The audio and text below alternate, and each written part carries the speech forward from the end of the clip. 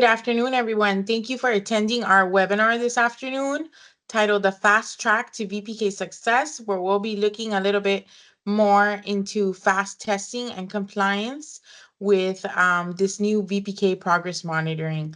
I'm giving a minute or two for a couple of people coming into the meeting, and we will get started. Just as an introduction, my name is Cindy Cabrera. I help to oversee progress monitoring here at the Early Learning Coalition and all things having to do with VPK. And with me, I have my colleague, Andrea Panton. Andrea, if you want to say hello, if you see her Good waiting. afternoon, everyone. Thank you for joining us. So during the session, we will be going through all of the slides with information. We will be including the slides into the chat for you to be able to download. In addition to that, we will make sure to email the slides to you. Just go ahead and put your email on the chat if you would like this information emailed to you. And we'll also be sending out this information next week via News Blast for anyone that wasn't able to attend. The last 15 minutes of the session, we will have a time for questions and answers. So feel free to put your questions in the Q&A box that you'll see at the top. You'll see a little Q&A. You can go ahead and put your questions there, and we'll be taking some questions. So let's go ahead and get started.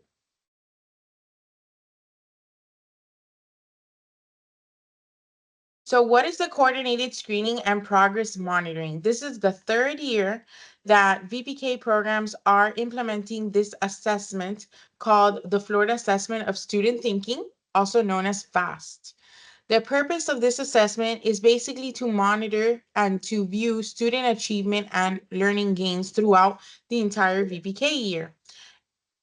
The FAST scores will also contribute to what is called the VPK provider performance metric.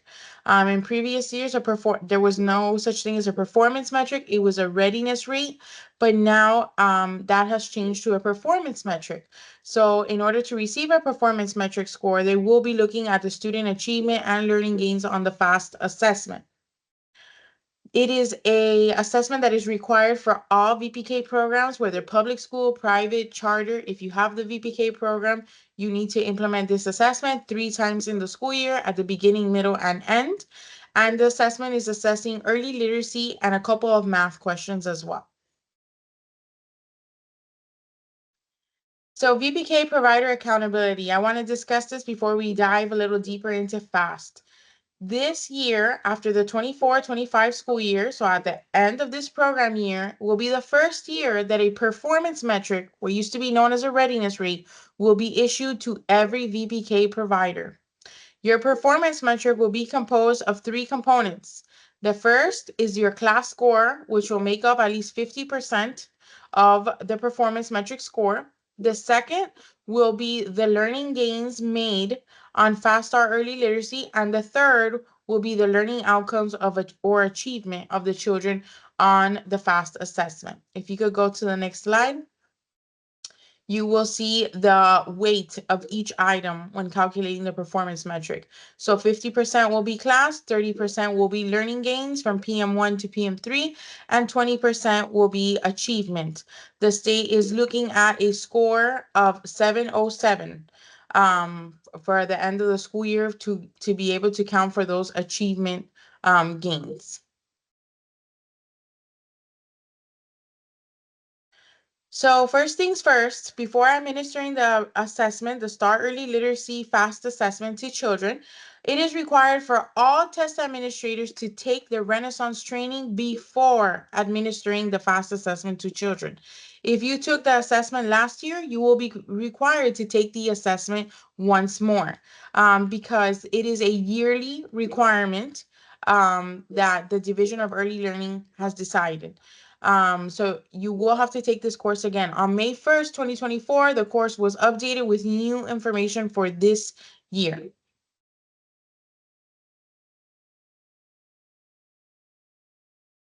If you need help and you have not taken the training before and you need help registering for training on RenU, We have included this link on this document, and we'll be including the slide on the chat later so you can download.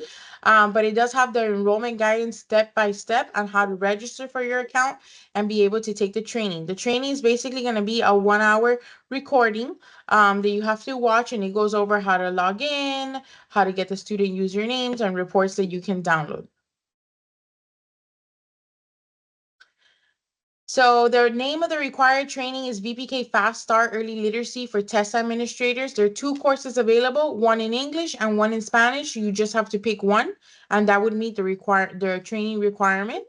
There are two additional courses that are not required, but they are very recommended in order to be able to learn a little bit more about FAST and how to use the information of the children's scores to be able to tailor your planning and targeted instruction in your classroom to because essentially the assessment is to look at learning gains, but it's also to help you as a teacher to view those learning gains of the children, view those scores, and use that information to guide then your lesson plans and your instruction to help the children get to that next level.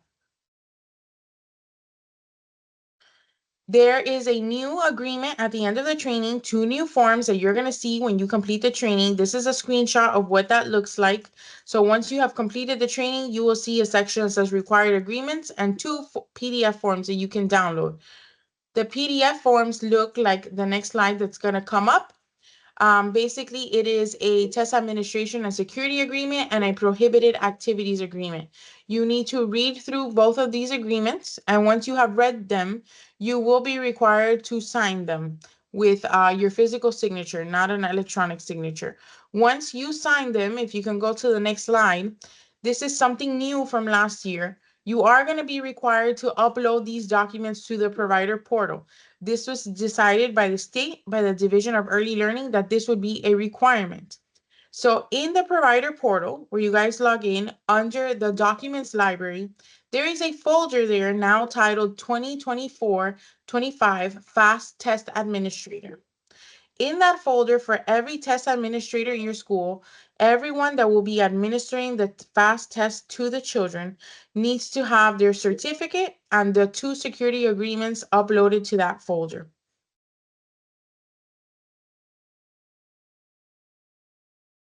So logging in.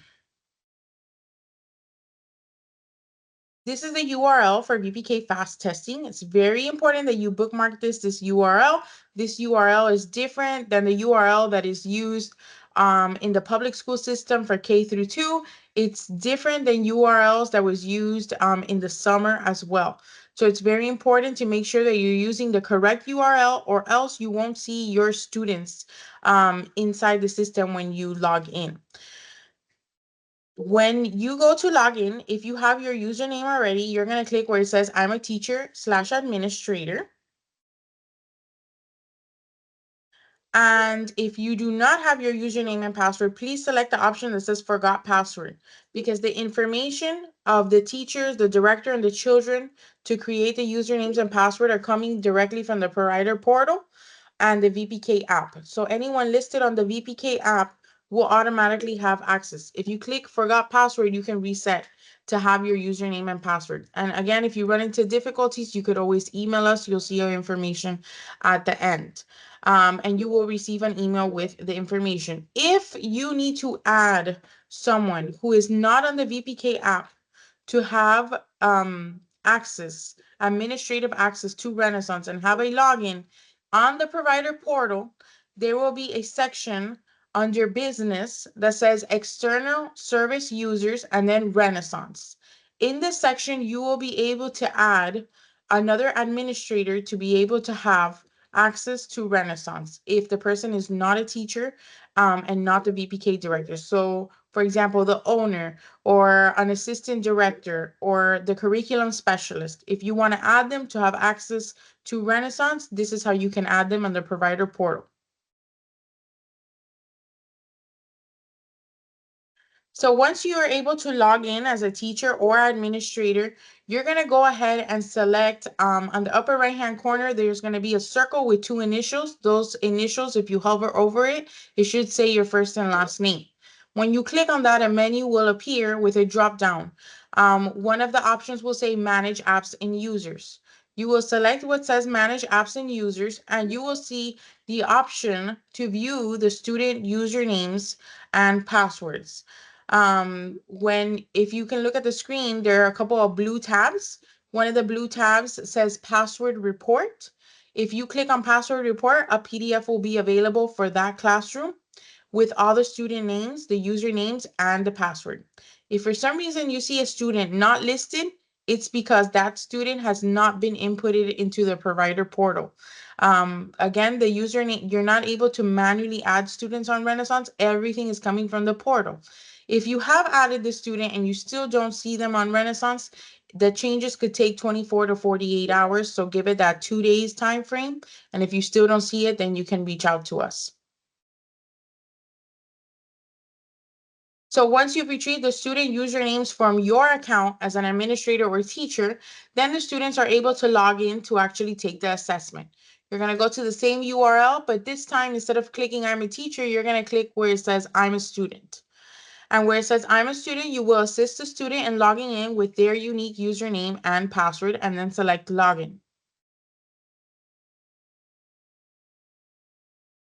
Once logged in, you're going to see in the middle of a screen, there's a star. This is Star Early Literacy. If you click on that, it will take you to the actual assessment. However, before actually clicking on the assessment, please verify that the correct child is logged into the assessment. You can do that by looking at the upper right-hand corner where you're going to see the initials for the child. Please hover over it and make sure that that's the correct child sitting in front of the computer. Sometimes we have children in our classrooms with multiple children that have the same name or similar names or have similar initials. Please verify that the correct child is logged in before attempting to start the test. Once you click on it to start the assessment, it's going to go ahead and ask you, are you at home or the school?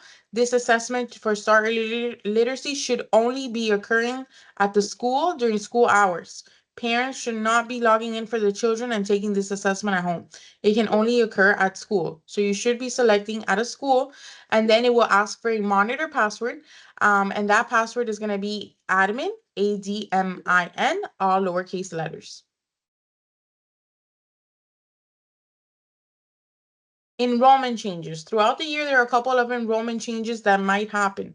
It's very important that as soon as you receive a new student or a transfer, you input that student into the EFS mod, or in other words, our portal, input their information as soon as possible. If you wait until the end of the month when you're going to claim attendance to input that student, you will fall into the non-compliance category for not assessing that student, because a student that is not inputted into the provider portal will never appear on Renaissance in order for you to be able to administer the test. And if you're waiting until the end of the month for when attendance, it's time to submit attendance, then you will fall out of your testing window and that child will not be able to take the assessment and it will be too late. So it's very important that all new students and transfers are inputted into the system in a timely manner. I know we're at the beginning of the school year, but if you have not inputted your children for any reason, you should be inputting them immediately so you can have the information that you need for them to take the test.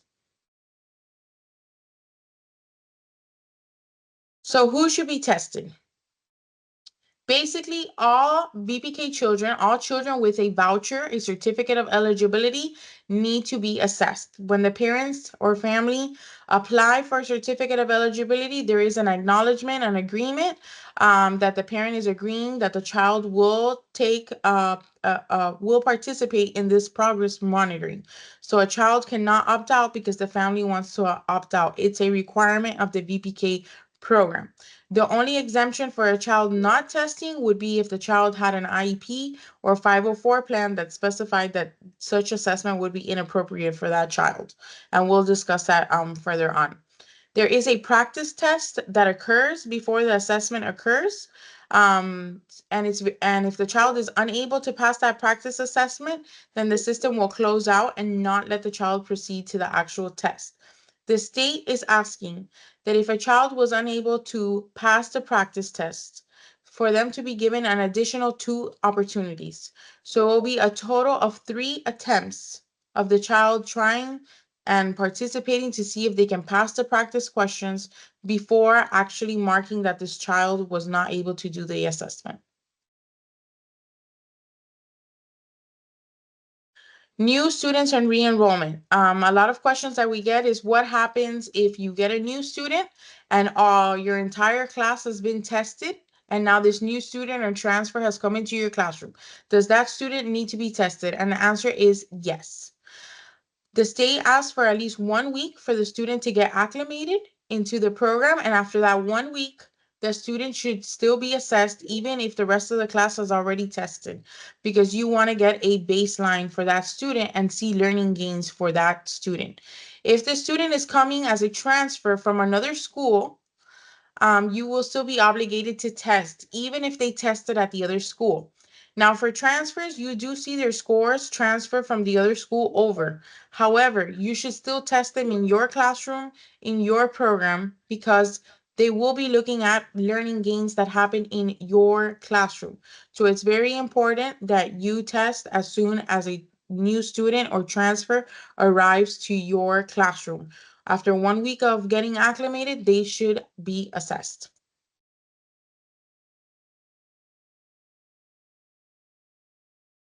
Non-participation status and testing accommodations. So there are a couple of options for non-participation status. The first is if a child has an IEP or 504 plan and this assessment is not appropriate for that child, there is the option to manually mark assessment inappropriate in the system. If a child failed to practice at least 3 times, there is a non-participation status that says failed practice in the system for that child as well. If the child failed to practice at least 3 times and is a non-English speaker, you can select the option of non-English speaker. But although a child may not speak English, they still need to be administered the test and have at least 3 different opportunities to pass the practice questions before designating a non-participation status. And the last, it may happen that a child is not present during the entire window, maybe due to a medical illness, the child was out, unfortunately, maybe a month from school. If that is the case, then you do have the option to mark not present during testing window. However, that should only be chosen if the child was out during the entire testing window. These are the instructions on how to mark a child a non-participation status if they need it. Again, we will be sending these slides so you have these instructions. But the most important thing to remember is every child needs to have either a test or a valid non-participation status assigned in order to make sure that you guys are compliant. There are a couple of testing accommodations for those students that need it, and it's specified in their IEP or 504 plan, and that is marking extended time. So extended time is available, an option that's available for you to accommodate for the children, and we've included those instructions there. There's also the availability to pause the assessment. Let's say a fire drill happens in the middle of the assessment.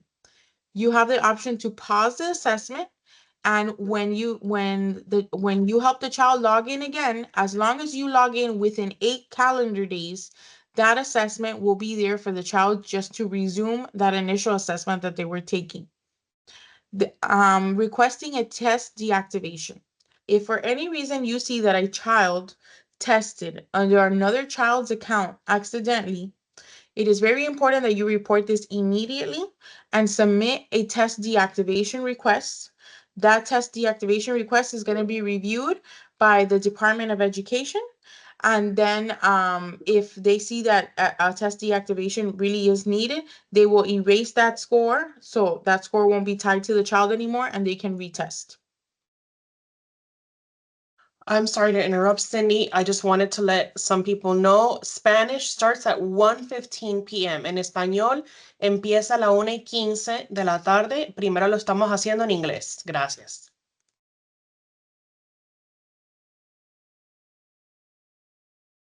So this is the most important part, I think, is your progress monitoring testing windows. This is your testing schedule. So the reason you don't see specific dates up here is because every VPK classroom and provider has a different calendar. And even if you have the same start and end date, some schools are open teacher work days, some are not. Some are open winter break or spring break, some have a different winter break or spring break, or different hours. Some schools do 3 hours a day, some schools do 4 hours a day. So since everyone's calendar is different, your window and your due date will be different than other providers.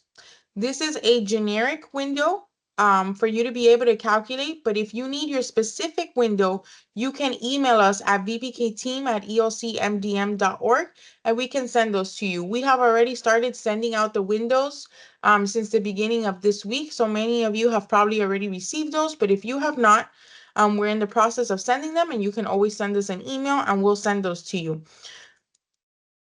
But PM1 is the first 30 instructional days of VPK. So 30 VPK days. That does not include Saturday or Sundays, does not include holidays, does not include days that the school was closed. These are 30 instructional days. PM2 is between 40 to 60% of your program hours. This is where it tends to get a little tricky, where if you try to calculate it manually. So please request your dates from us if you haven't received them already, so you know your exact windows. Because unfortunately, I've seen in prior years, if you test a day before or a day late, those scores will not count for you.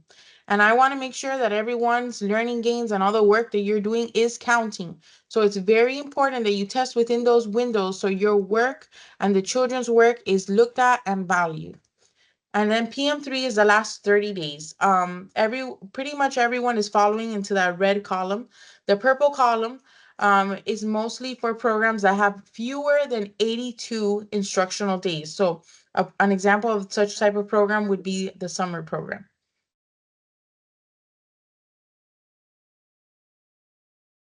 So screening windows. When you log into Renaissance and you try to run a report, there are going to be screening windows already assigned. It's going to say fall, winter, spring. You're going to see that fall has 3 months, a 3-month window. These windows on Renaissance are not the VPK windows.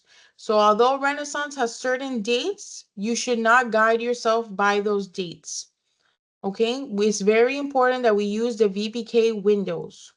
If you have a VPK calendar change, your windows will immediately change.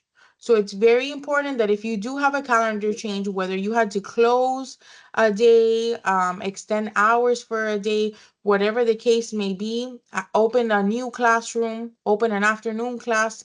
Each classroom has their own schedule and their own PM windows. If a calendar change occurs or a new classroom opens in sometime in the school year, that classroom will then have a different schedule. And it's very important to keep that in mind. If you could keep the calendar changes to a minimum or even none, if it's truly not needed, that would be best. Just because if you do create a calendar change, it's going to change all of the windows and all of the child data. Reports. There are a couple of reports available for you to use. These are some recommended reports: the STAR test activity report, the summary report, the diagnostic report, and the annual report. All of these features are available under the administrator or teacher login and that reports section. Now, when running reports, in order to get an accurate report, you are asked to customize the reporting period or date range for that report. So please do not select a report that says all school year or fall, winter, spring. You have to customize it to your own specific dates, because if you don't, the data will be incorrect.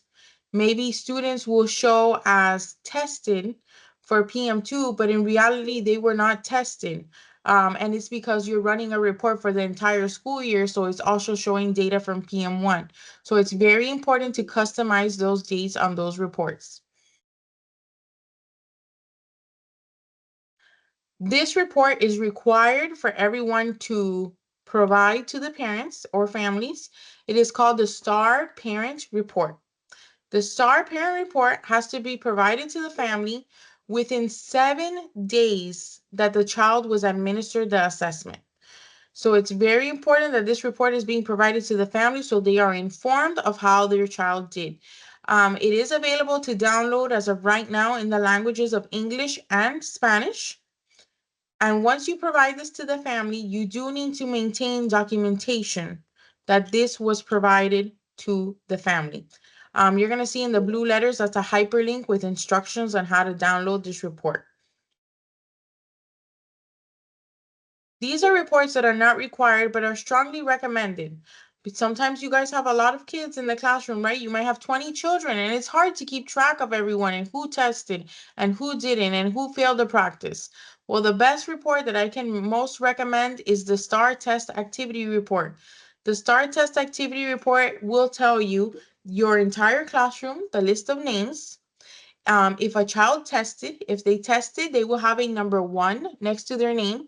If they did not test, they will have a 0. And it also tells you the number of attempts if the child failed the practice, how many times the child attempted to take that assessment. At the end of the report, you will see that it says students with no completed tests. All of the students that did not test during that window will appear there. So this is a great guide. Maybe you want to print a week or two before the window closes so you know who still needs a test. If a child is assigned a non-participation status, it comes up on this report next to their name. So let's say the first child was marked as not present during testing window. Since that non-participation status was assigned, that appears next to the child's name. If you did not assign a non-participation status manually, that will appear blank. So that would be a note for you to go ahead and mark that non-participation status for that child if they need it.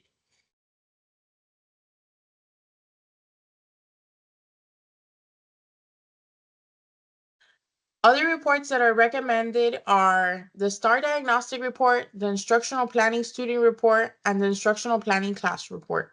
And the Renaissance training on instructional planning goes more in depth into this report than I'm going to go here. This is just very brief overview. But in the screen, I took a screenshot of this instructional planning student report. It tells you this child's score, but it also tells you the skills that the child was assessed in. And the skill that has a lightning bolt next to it, that means that that child is ready to start working on that skill. So what would you do this with this report? Well, I would take it. I would see that there's a lightning bolt, for example, next to the print concept skill of knows words are sequences of letters with meaning. And I would then incorporate into my lesson plan to work with Johnny on this skill. Because by working with Johnny on these skills that it shows that he's ready for, I will then be able to help scaffold and take him to that next level. There's also a similar report where it would give you the average of the entire classroom and show you the skills that the entire classroom is ready for. And you can use that report for your whole group instruction, such as when you have circle time or large group, to be able to guide that instruction.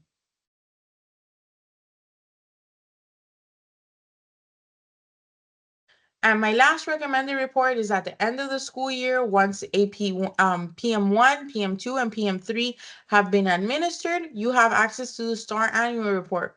The STAR annual report is going to show you the learning gains for the entire school year because it creates a graph for you with all the assessments that were taken during the school year and how that child has progressed through time. So you can see on this child's report, their first assessment was taken in October. Their score was a little low. They were in the urgent intervention category. They tested again in February and moved up in score. And then lastly, in June, they were at or above benchmark.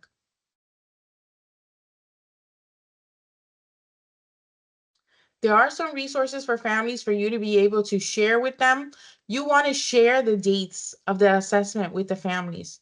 The date to say you're going to administer the assessment to your classroom, let the families know so their child comes on time, making sure that no one is going to be absent those days. It's very important to inform the families of the dates that you will be testing and that their child will be tested. Here on the hyperlinks, you'll see a couple of guides that you can print and customize and share with the families.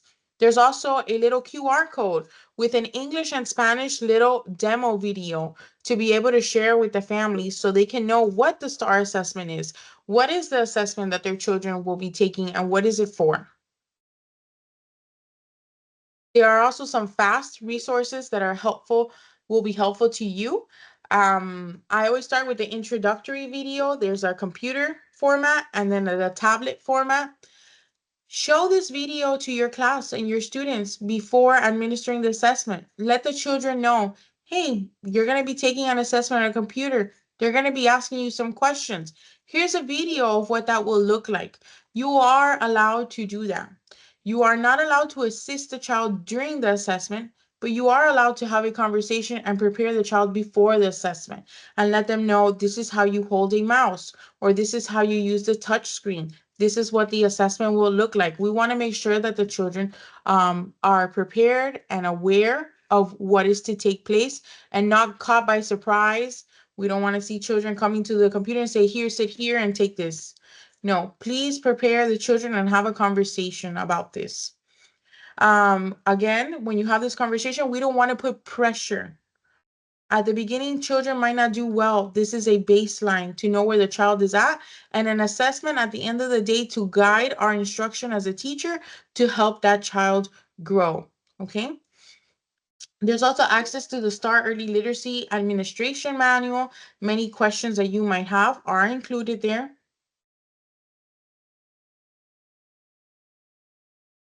And this is a PDF form with basically all the resources included on one page with all the hyperlinks. So this is a good little PDF to save to your documents, to your document library in your computer, because you're able to see everything kind of in one page and click on all the hyperlinks.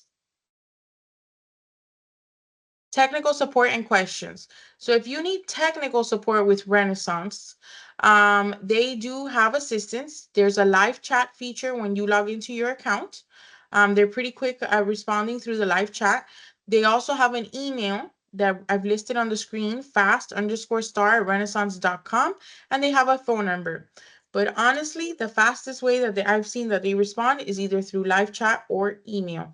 If you reach out to them, please let them know your school name and your provider ID so they can assist you as quickly as possible. And I've usually seen them respond within the same day. If you have additional questions or you need assistance or would even like to schedule a technical assistance visit with us where we could go over more in depth with you on things, you can email us at vpkteam@elcmdm.org and we'll be more than happy to assist you with what we can. Or if you don't have your screening windows, your dates, and you need those dates, please email us. We want to make sure that you have your dates and you know your screening windows.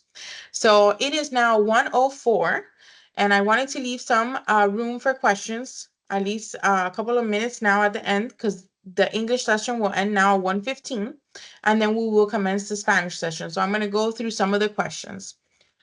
Okay, so for those of you that would like to receive this information, we're going to prepare an email so you can have that, and also a news blast to go out next week.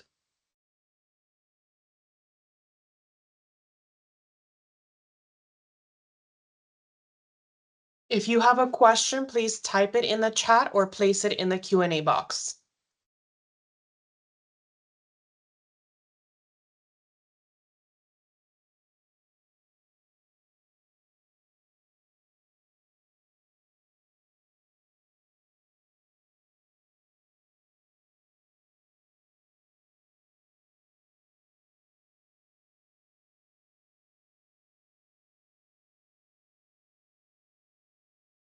I'm trying to respond specifically in the chat to some of you. But Ms. Dawn Williams, if you can send the email again to VPK team, and I will look at it now and make sure I send you that information.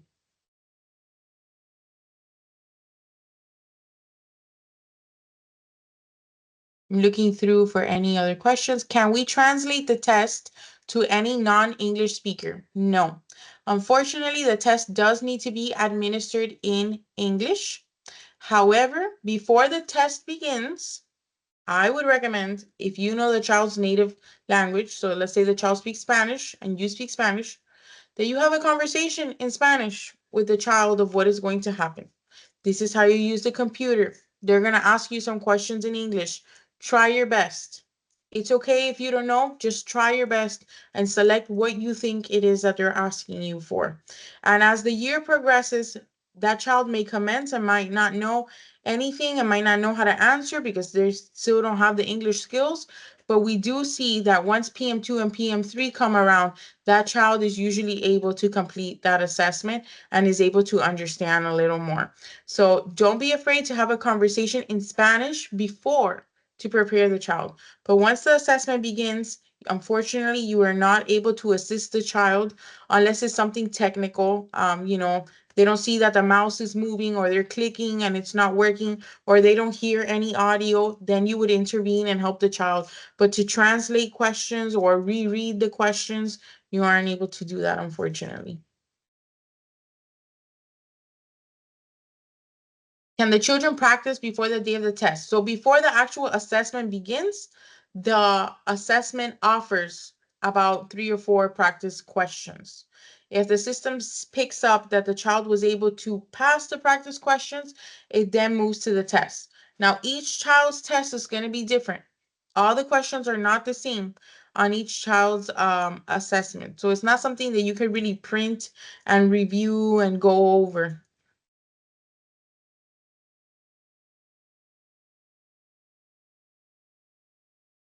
Just to bring up to your attention, this is not the training. This was just a Q&A or a Webinar. webinar. Thank you, Cindy. This was a webinar for you guys to be instructed on how to take the fast, train the students and train yourselves. This training or this webinar does not count as your training for Renaissance. The Renaissance training that is mandatory for administrators is via Renaissance U. We will be sharing this PowerPoint via News Blast and also through email, and we will be sharing hopefully a copy of this recording so you can see the enrollment guidance that is within the PowerPoint. I did see some things on the chat that you logged into Renaissance and you could not find the training. If you logged into Renaissance, I'm going to put the link in the chat just in case, even though we'll send it with a slide. If you logged into the training and you don't see the new training course, go into the enrollment guidance. And in the enrollment guidance you're going to fill out the section that says existing RenU user. There's a link for you to click on. You need to select that link so the courses then pop up with the new code on that account. I have seen a lot of accounts where you log in and you don't see it. Just in the enrollment guidance, click on that link under existing RenU users, and those courses will then pop up for you.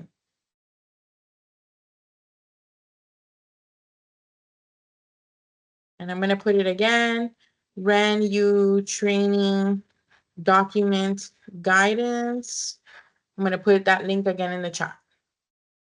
And in the email we prepare to send this out, I'll make sure to highlight that document, that link.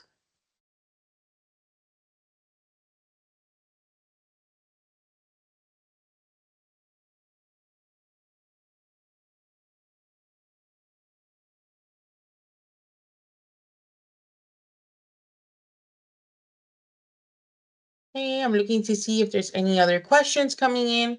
If you don't have any other questions, you are more than welcome to log out. We will be emailing you this presentation. I hope you have a fantastic 24-25 VPK program year. And if anything that you guys may need, we are here to support you. We want to make sure that you guys are successful, that the children are successful. So please count on us to support you and help you in anything that you might need. If you want to stay for the Spanish session, you're more than welcome to now at 1:15. But if not, feel free to log off. And thank you so much for taking some of your very busy time to come and learn a little bit more about FAST and how to stay on track. Thank you.